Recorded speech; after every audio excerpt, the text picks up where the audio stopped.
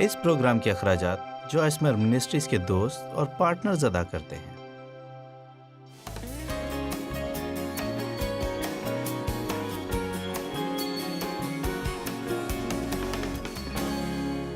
آج صبح میں نے اسے تفصیل سے بیان کیا، لیکن مجھے مختصراً کہنے دیں کہ جو کچھ بھی ہمیں بیمار کرے، خدا کا کلام ہماری جان کے لیے دوا ہے۔ مثلاً آپ کو معلوم ہے اگر میں گناہ کروں اور میں اس احساس جرم کا شکار ہوں کہ میں نے گناہ کیا تو میں خداوند مجھے معاف فرما کی ایک اچھی خوراک لے سکتی ہوں۔ میں خدا کے رحم اور شفا کی ایک اچھی خوراک لے کر شفا پا سکتی ہوں۔ اگر کسی دوسرے کے مجھے دکھ پہنچانے کی وجہ سے میں اسے خفا ہوں تو میں تجھے معاف کرتی ہوں کہ ایک اچھی خوراک لے کر مکمل طور پر شفایاب ہو سکتی ہوں۔ اگر میں حسد سے بیمار ہوں کیونکہ جو میں چاہتی ہوں کسی دوسرے کو وہ مل رہا ہے، تو میں قناعت پسندی کی ایک بہت بڑی خوراک لے سکتی ہوں اور میری جان صحت یاب ہو سکتی ہے۔ لیکن یہاں ایک بات ہے جو ہمیں بیمار کرنے والے تمام مسائل کا جواب ہے، اور وہ کہلاتا ہے خدا پر بھروسہ کرنا اور بھلائی کرنا۔ اگر ایک اچھی سی خوبصورت بڑی بوتل میں یہ دونوں چیزیں آپ کے پاس ہیں تو مجھے پرواہ نہیں کہ آپ کو کیا بیماری ہے، ہمیشہ ٹھیک رہنے کے لیے آپ کو جس چیز کی ضرورت ہے وہ آپ کے پاس موجود ہے۔ یہ توکل کرنے کی ہدایت ہے جو ڈاکٹر یسوع کی طرف سے ہے۔ مریض کا نام ہم سب جو چاہے اسے لے اور جتنا چاہے لیں اور جب تک لینا چاہیں لیں، جتنی بار دوبارہ لینا چاہیں لے سکتے ہیں، لیکن آپ کو محتاط رہنا ہوگا، اس کے مضر اثرات بھی ہیں۔ میرا مطلب ہے جب آپ بھروسہ کرنا شروع کرتے ہیں، واو، آپ میں اطمینان، خوشی، استحکام، اعتماد،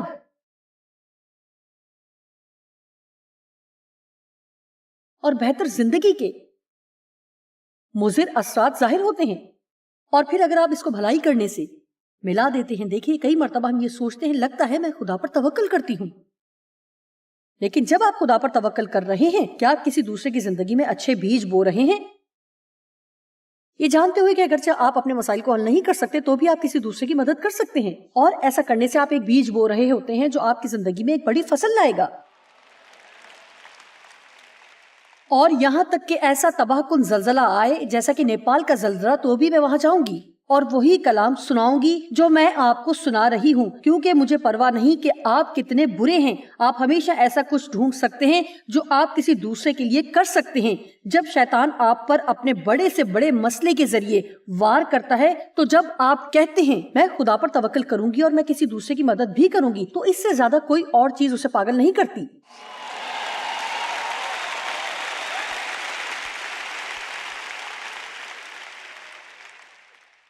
اب اس بھلائی کرنے والے معاملے کے بھی مضر اثرات ہیں، اور وہ ہیں انتہائی خوشی اور آسمان پر اجر۔ دیکھا، خدا پر توکل کریں، یہاں کچھ موجود ہے، گولیاں، اور اب ہمیں بھلائی کرنے والی گولیاں بھی مل گئی۔ آپ جانتے ہیں کہ جو کچھ ہم سمجھ نہیں پاتے اور جب ہم وہ سمجھنے کی کوشش کرتے ہیں جو صرف خدا جانتا ہے، تو پھر صرف ایک ہی نتیجہ ہو سکتا ہے، اور وہ ہے الجھن و پریشانی۔ اگر آج میں نے اس بات سے شروع کیا ہوتا اور کہتی کہ آپ میں سے کتنے اپنی زندگی میں کسی الجھن کا شکار ہیں، تو مجھے بہت سے ہاتھ دکھائی دیتے۔ لیکن دیکھیے، حقیقت یہ ہے کہ اگر آپ اس بات کو جاننے سے انکار کر دیں تو کبھی بھی الجھن کا شکار نہیں ہوں گے۔ ابھی اور اسی وقت میں آپ کو بتا سکتی ہوں کہ ڈیو ایک ایسے شخص ہے جو کبھی بھی کسی چیز کو جاننے کی کوشش نہیں کرتے۔ وہ ہمیشہ یہ کہتے ہیں کہ خدا کو معلوم ہے، میں اپنی فکر اسے دیتا ہوں اور وہ خود ہی اس کی فکر کرے گا۔ میں یہاں تک پہنچی ہوں اور اس میں مجھے 40 سال لگ گئے ہیں۔ کبھی کبھار مجھے مسئلہ ہوتا ہے، لیکن میری زندگی ٹھیک ہے۔ آپ جانتے ہیں کہ پہلا کرنتھیوں 13 باب میں بائبل بتاتی ہے کہ ہم جزوی طور پر جانتے ہیں، کچھ حصوں سے واقف ہیں، لیکن ہم سب کچھ نہیں جانتے اور ارادہ بھی نہیں رکھتے کہ ہمیں سب کچھ پتا ہو۔ اگر ہمیں سب کچھ معلوم ہوتا تو یہ آپ کو پتا ہے ہمارے لیے اچھا نہیں ہوتا۔ اگر آپ کو ابھی سب کچھ پتا چل جائے کہ آپ کے مستقبل میں کیا ہونے والا ہے، ہم میں سے بہت سے یہ نتیجہ نکال لیں گے اور کہیں گے بھول جاؤ۔ اور اگر آپ یہ جان جائیں کہ خدا آپ کو کیسے استعمال کرے گا یا مستقبل میں کیسے برکت دے گا، تو شاید آپ مغرور ہو جائیں اور سب کچھ برباد ہو جائے۔ اس لیے خدا وہ چیزیں ظاہر کرتا ہے جو وہ سمجھتا ہے کہ اس وقت ظاہر کرنا درست ہے. اور اگر ہم سب کچھ جانتے ہوں گے تو پھر کچھ نہیں ہوگا، توکل کرنے کی ضرورت ہی نہیں ہوگی.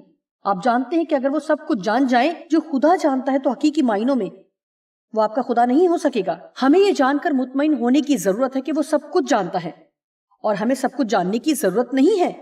کیا آج رات آپ میں سے کچھ لوگ یہ کہتے ہوئے ایمان کا قدم اٹھائیں گے کہ مجھے سمجھ نہیں آ رہا کہ میری زندگی میں کیا ہو رہا ہے، لیکن میں اسے معلوم کرنے کی کوشش نہیں کروں گی، بلکہ میں خدا پر توکل کروں گی اور بھلائی کے کام کروں گی. بہت خوب. مجھے لگتا ہے کہ بندھن ٹوٹنا شروع ہو گئے ہیں.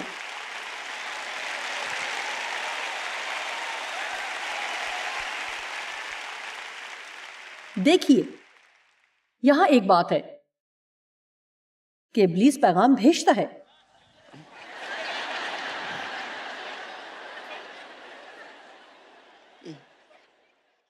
وہ آپ کے کان کے بہت قریب آ کر بیٹھتا ہے.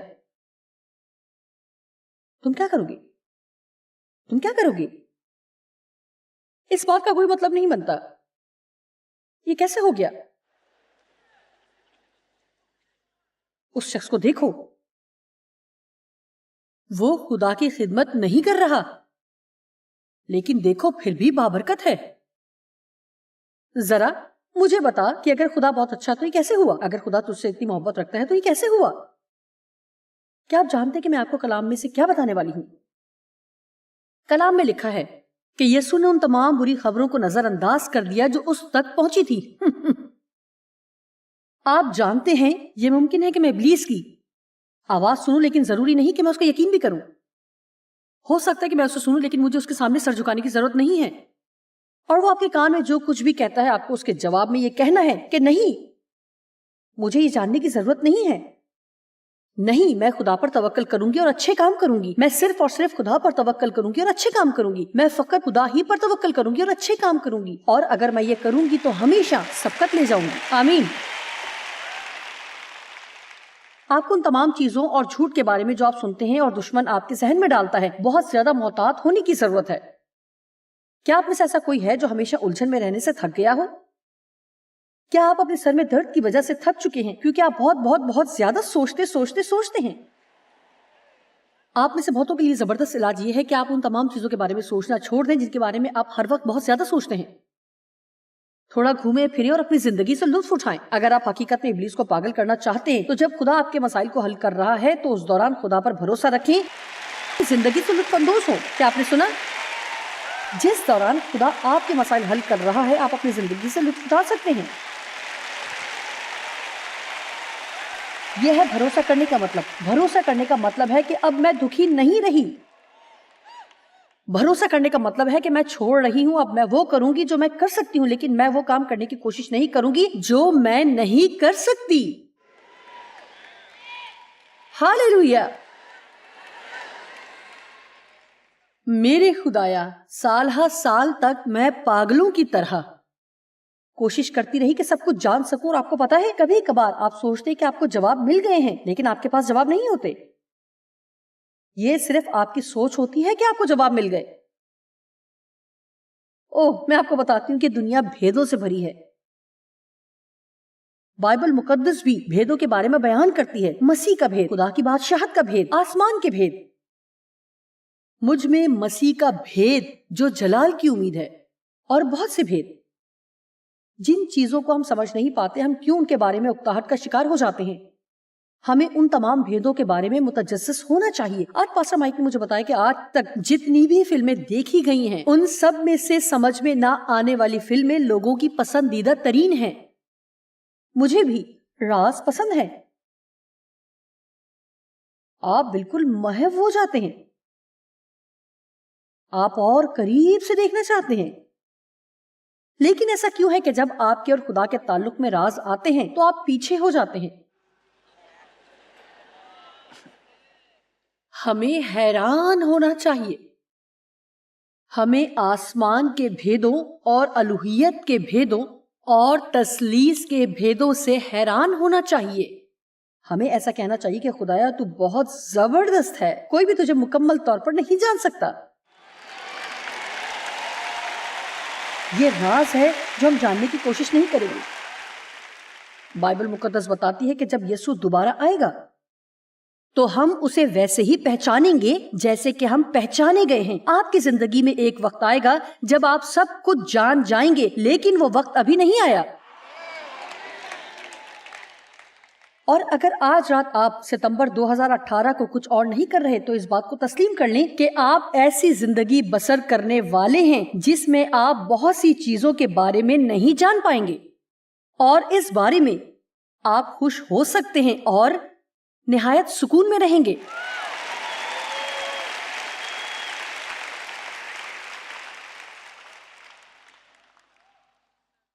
اب صبح اٹھ کر سب سے پہلا کام آپ نے یہ کرنے کی کوشش کرنی ہے کہ اپنا منہ کھولیں اور کہیں، میں خدا پر بھروسہ رکھوں گی اور بھلائی کے کام کروں گی. میں بھلائی کے ہی کام کروں گی. پہلا کرنتھیوں 15 باب کی 51 آیت. دیکھو میں تم سے بھید کی بات کہتا ہوں، یعنی خفیہ حقیقت یا واقعہ جو خدا کی طرف سے اور پوشیدہ مقصد کے لیے دیا گیا ہے. ہم سب تو نہیں سوئیں گے یعنی نہیں مریں گے، مگر ہم سب بدل جائیں گے اور تبدیل ہو جائیں گے. بنیادی طور پر وہ یہ کہہ رہا ہے کہ جب مسیح آئے گا تو کچھ ایسے ہوں گے جو کبھی نہیں مریں گے، کیونکہ وہ اس وقت زمین پر زندہ ہوں گے، وہ ہوا میں اٹھائے جائیں گے. اور جو پہلے مر گئے وہ زندہ ہوں گے اور ہوا میں اسے ملیں گے اور ہم سب بدل جائیں گے.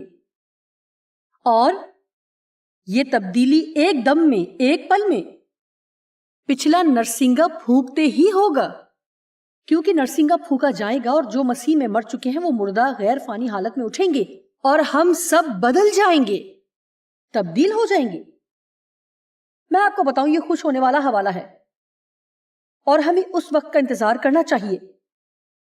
آپ کو پتا ہے کہ جب یسوع ظاہر ہوگا تب بھی یہ غلطیاں ہمارے ساتھ ہی ہوں گی. اسے اس بات کی پرواہ نہیں ہے کہ ہم کاملیت تک پہنچیں، اسے صرف ایسا دل چاہیے جو ہمیشہ اس کا طالب ہو اور اس کے ساتھ لگا رہے اور اس کی طرف بڑھتا رہے. میں ہمیشہ لوگوں کو بتاتی ہوں کہ ہر روز اٹھیں اور جو آپ کر سکتے ہیں بہترین طور پر وہ کام کریں، اور جو آپ نہیں کر سکتے وہ سب خدا کو کرنے دیں. اور جب وہ واپس آئے گا تو جو بھی غلطیاں آپ کے اندر ہیں وہ تمام ایک پل میں تبدیل ہو جائیں گی اور آپ مسیح کی مانند ہو جائیں گے اور اس کو ویسا دیکھیں گے جیسا وہ ہے. آپ کو پتا ہے میں نے ان تمام چیزوں کے بارے میں فکر کرنا چھوڑ دی ہے جو میرے اندر ہیں، وہ اب مجھے بالکل بھی تنگ نہیں کرتی ہیں. لیکن یہ بات شیطان کو پاگل کر دیتی ہے اور وہ اپنا ذہنی توازن کھو بیٹھتا ہے. میں نے کیوں پریشان ہونا چھوڑ دیا ہے؟ کیونکہ سالہ سال تک پریشان ہو کر میں نے خود کو تقریباً مار ہی لیا تھا. اور آپ کو پتا ہے کہ بالآخر خدا نے مجھ پر کیا ظاہر کیا؟ تو میرے لیے کوئی عجوبہ نہیں ہے. جب میں نے تجھے بلایا تو میں جانتا تھا کہ مجھے کیا ملے گا. دیکھیے میرا مطلب ہے آپ ایمانداری سے سوچیں کہ آپ نے نجات پائی اور اگلے دن خدا نے کہا ہو یقیناً مجھے نہیں معلوم تھا کہ تم ایسے ہوگی. خدا ہماری زندگی میں ہونے والی تمام باتوں سے حیران نہیں ہوتا. نیپال کے سب مکین زلزلے کے سبب سے حیران ہو گئے لیکن خدا حیران نہیں تھا. شاید آپ ان تمام چیزوں سے حیران ہوں جو آپ کی زندگی میں ابھی رونما ہو رہی ہیں، لیکن خدا حیران نہیں ہے. خدا نے پہلے ہی سے آپ کے نکلنے کا راستہ تیار کر دیا ہے. خدا نے آپ کے یہ منصوبہ بنا رکھا ہے تاکہ آپ نکل سکیں، اور آپ کو صرف اتنا ہی کرنا ہے کہ مسلسل بھروسہ رکھیں اور کچھ بھلائی کے کام کریں. مجھے یہ کلام بہت پسند ہے.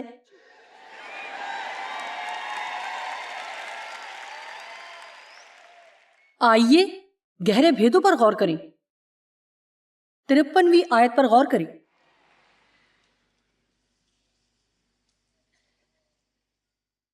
کیونکہ ضرور ہے کہ یہ فانی جسم بقا کا جامہ پہنے اور یہ مرنے والا جسم جس میں مرنے کی فطرت پائی جاتی ہے حیات ابدی کا جامہ پہنے. میں یہاں رکوں گی. اور جب یہ فانی جسم بقا کا جامہ پہن چکے گا اور یہ مرنے والا جسم حیات ابدی کا جامہ پہن چکے گا تو وہ قول پورا ہوگا جو لکھا ہے کہ موت فتح کا لقمہ ہو گئی. اے موت تیری فتح کہاں رہی؟ اے موت تیرا ڈنک کہاں رہا؟ اب سنیں، آپ شاید اس جہان سے کوچ کر جائیں.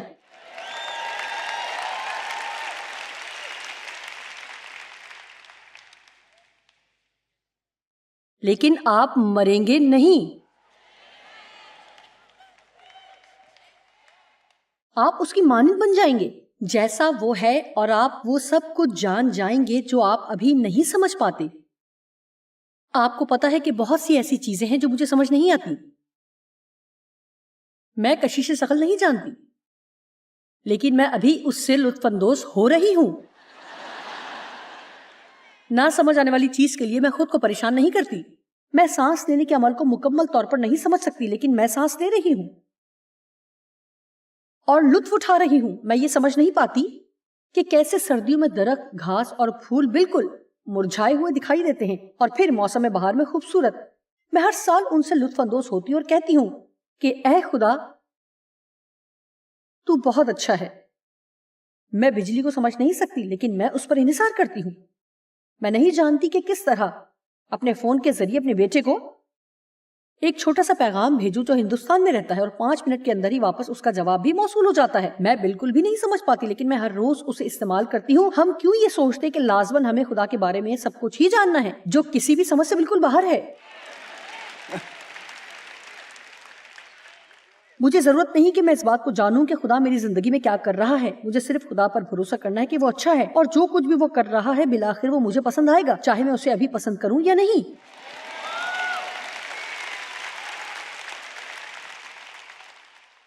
میری خواہش ہے کہ میں ان تمام باتوں کے بارے میں بتا سکتی ہوں جن میں سے میں اپنی زندگی میں سے گزری ہوں.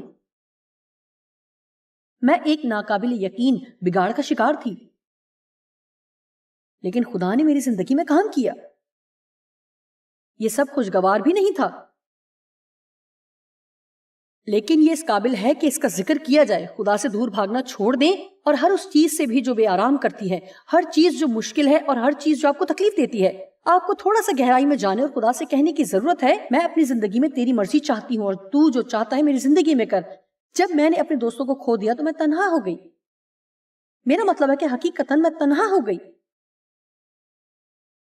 اور یہ بہت مشکل اور تکلیف دہ تھا، لیکن میں زندگی میں آگے نہیں بڑھ سکتی تھی. میں تمام بوجھ نہیں اٹھا سکتی تھی. آپ میں سے کچھ لوگ اپنے بوجھ کو اٹھانے کی کوشش کر رہے ہیں، اور یہ صرف بھاری بوجھ ہے جس سے آپ کو پیچھے چھڑانے کی ضرورت ہے. اسے جانے دیں.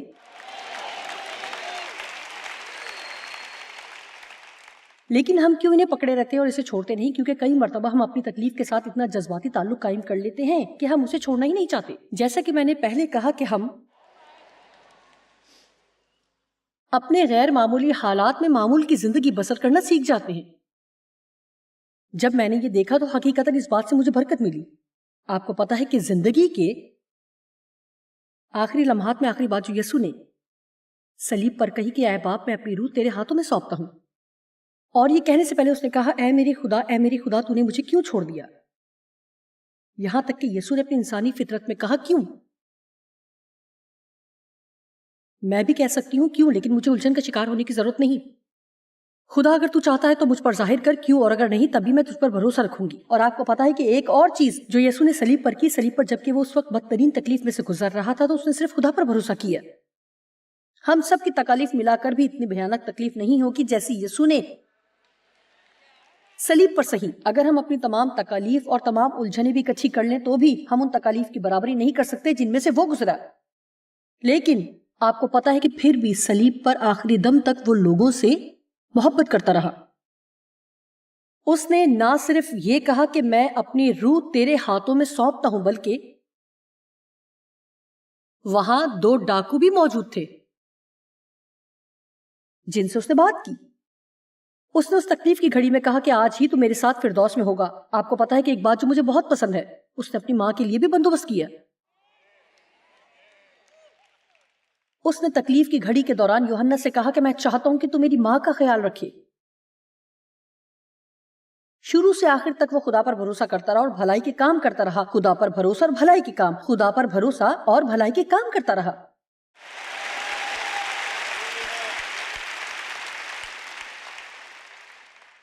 جانتے ہیں ہم ان باتوں کے لیے بھی پریشان ہوتے ہیں جو دوسرے ہمارے ساتھ کرتے ہیں، اور اس بات پر قطعی توجہ نہیں دیتے کہ ہمارا رد عمل کیسا ہونا چاہیے. آپ کو پتا ہے کہ آپ صرف اپنے ہی ذمہ دار ہیں، نہ کہ کسی دوسرے کے.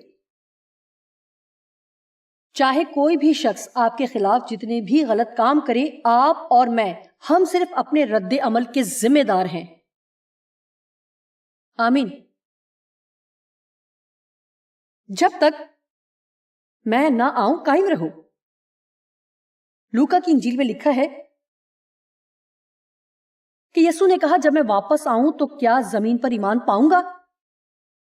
آپ کو پتا ہے کہ ہمارا مسئلہ چاہے کتنا بھی بڑا ہو، یسوع چاہتا ہے کہ ہم ایمان رکھیں. ایمان رکھیں، بچوں کی مانند ایمان رکھیں. اے خدا میں یہ سمجھ نہیں سکتی لیکن میں ایمان رکھتی ہوں. میں یہ سمجھ نہیں پائی کہ آج سے 25 سال پہلے مجھے کینسر کیوں ہوا. میں باہر جاتی ہوں اور ایمان کے بارے میں کلام سناتی، لوگوں پر ہاتھ رکھتی، ان کی شفا کے لیے دعا کرتی ہوں اور بہت کچھ. لیکن میں ہمیشہ یہ کہتی رہی کہ اے خدا میں تجھ پر بھروسہ رکھتی ہوں. اس نے میری تمام فکریں اٹھا لی. میری زندگی میں بہت ساری چیزیں ہیں جو میری سمجھ میں نہیں آتی. مجھے سمجھ نہیں آیا کہ گزری رات عمارت میں بجلی کیوں چلی گئی.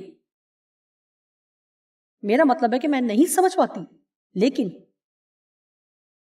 آپ کو پتا ہے میں ترقی کر رہی ہوں، میں بڑھ رہی ہوں. کہ آپ میں سے کسی پر بڑھنے کے نشانات ہیں؟ آپ جانتے کہ آپ ایمان میں نہیں بڑھ رہے.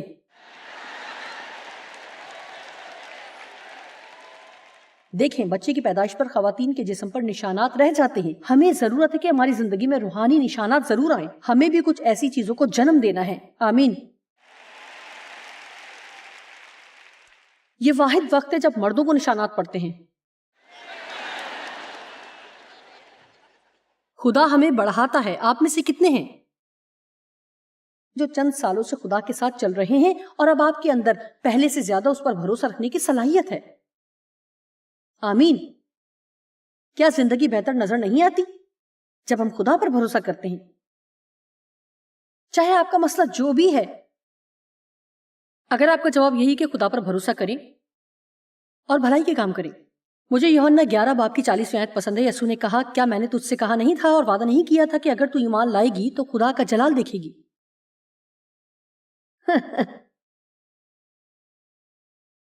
خدا ہم سے کیا چاہتا ہے کہ ہم کریں اور ایمان رکھیں؟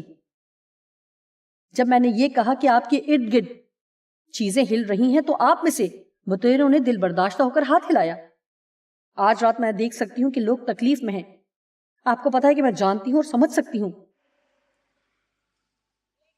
کہ ہم اپنی تکلیف کے باعث الجھ جاتے ہیں. یہ بڑی دلچسپ بات ہے کہ ہم اپنے اچھے اوقات میں نہیں الجھتے.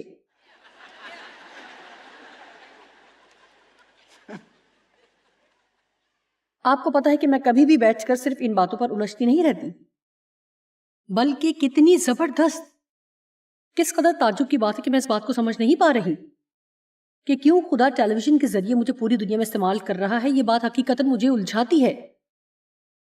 میں نے ایک دفعہ بھی ایسا نہیں کیا، بلکہ میں کہتی ہوں ہاں اگر مجھے یہاں سے ہٹا دے تو میں ضرور الجھ جاؤں گی.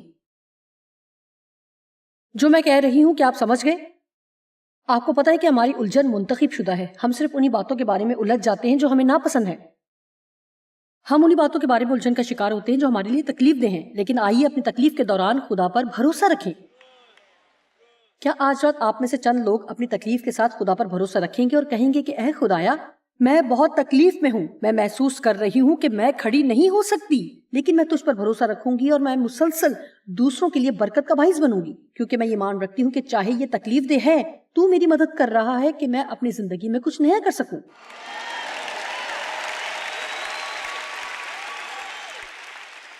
یہ ایک دلچسپ چیز ہے اگر آپ صحیح معنوں میں اس کے بارے میں سوچیں. جنم دینے کا عمل ہمیشہ ہی تکلیف دہ ہے.